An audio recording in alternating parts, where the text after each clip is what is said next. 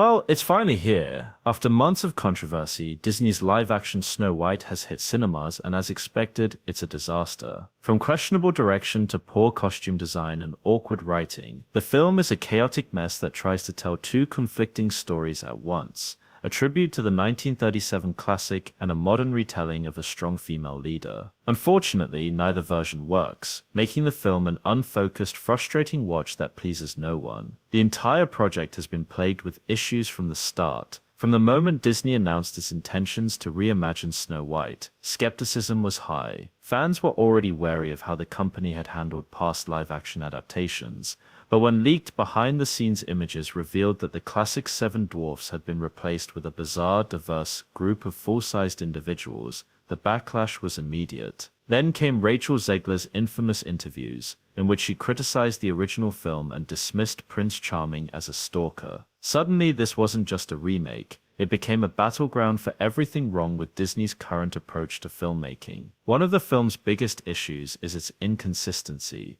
It's obvious which scenes are from the original shoot and which were reshoots, especially with Snow White's personality. At first, Rachel Zegler portrays her as sweet and naive, cleaning the castle and singing reminiscent of the original. But halfway through, her character suddenly shifts, becoming stubborn and outspoken, exactly how people feared she would be after those infamous interviews. Then by the end, she reverts back to being sweet and innocent. The inconsistency is jarring and makes it difficult for the audience to connect with her character. Then there's the forced romance. Snow White and her love interest, Jonathan, have zero chemistry. He starts off disliking her, then suddenly takes an arrow for her after just 2 days. The film insists they're madly in love, but it feels hollow and unearned. Their rushed romance is central to the plot, yet it lacks any emotional depth. Audiences are expected to believe in their love simply because the script says so, with no real development between them. It's the laziest kind of storytelling, expecting the audience to accept relationships without any meaningful progression. Another glaring issue is the Seven Dwarfs, or rather the Diverse Bandits, as Disney awkwardly renamed them. Instead of being unique characters with distinct personalities, they are a mishmash of poorly written archetypes with no charm. The decision to abandon the traditional dwarfs in favor of inclusivity backfired tremendously, making the supporting cast feel generic and forgettable. Rather than adding to the story, they only highlight how little thought went into reimagining this classic tale.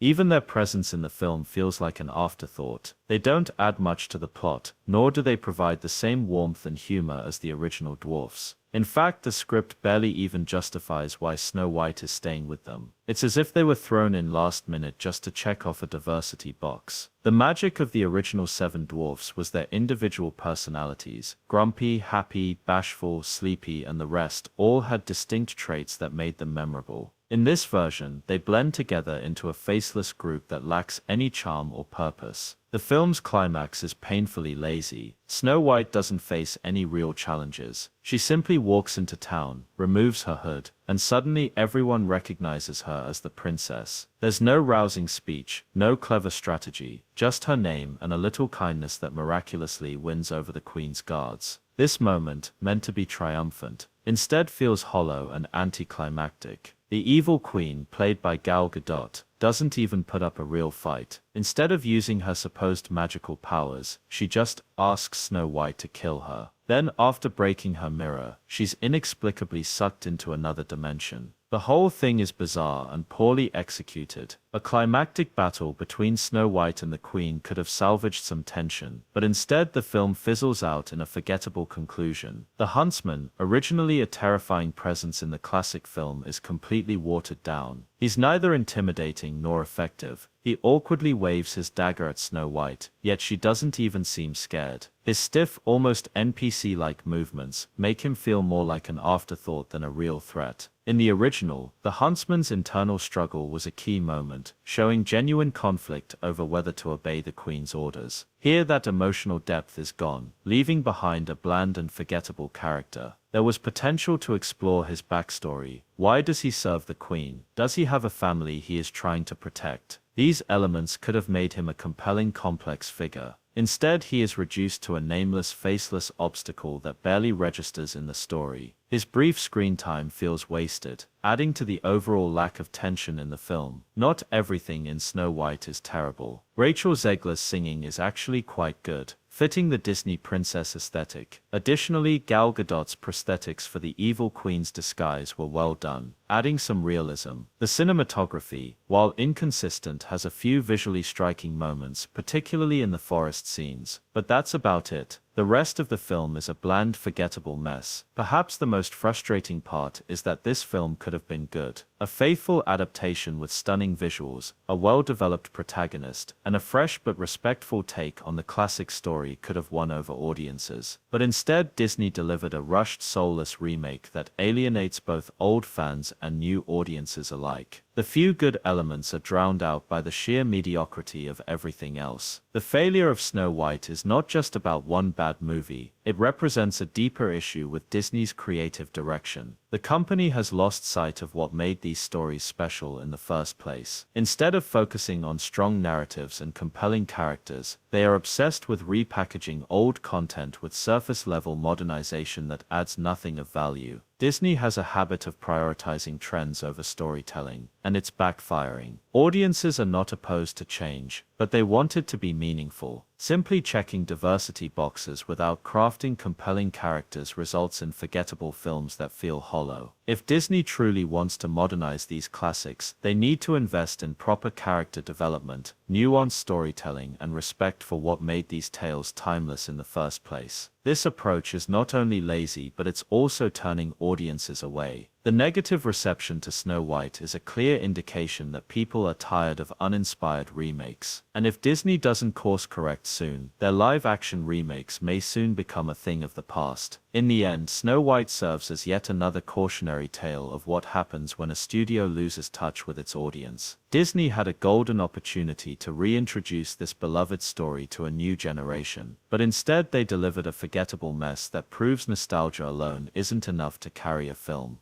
Disney's Snow White is just the latest example of how internet culture clashes with Hollywood's attempts at modernization. But what do you think? Is this backlash justified, or is it just another case of online outrage? Drop your thoughts in the comments. And if you want to stay ahead of the biggest internet-breaking debates, make sure to like, subscribe, and turn on notifications. We cover everything trending and controversial. If the internet is talking about it, we're diving in. See you in the next one.